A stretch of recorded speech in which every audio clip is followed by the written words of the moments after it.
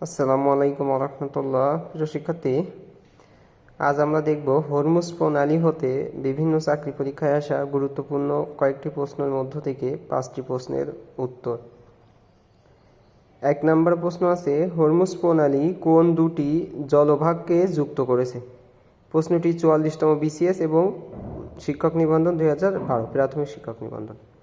তো উত্তর হবে পারস্য উপসাগর ও ওমান উপসাগর। 2 নম্বর প্রশ্ন আছে, হরমুজ প্রণালী কোন দুটি দেশকে পৃথক করেছে? ইরান ও ওমানকে। কৌশলগতভাবে গুরুত্বপূর্ণ কোন কেশম দ্বীপটি কোন প্রণালীতে অবস্থিত? এটা হবে হরমুজ প্রণালীতে অবস্থিত। সবকটা প্রশ্নই কিন্তু বিভিন্ন চাকরি এবং বিসিএসে আসা, আমি সবগুলো লিখি নাই পাশে।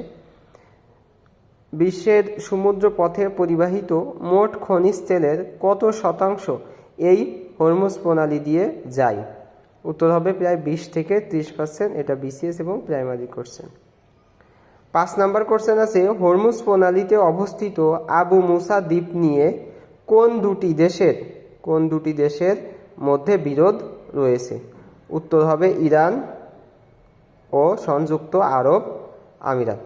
আশা করি ভিডিওটি আপনাদের জন্য ভালো হবে। সবাইকে ধন্যবাদ।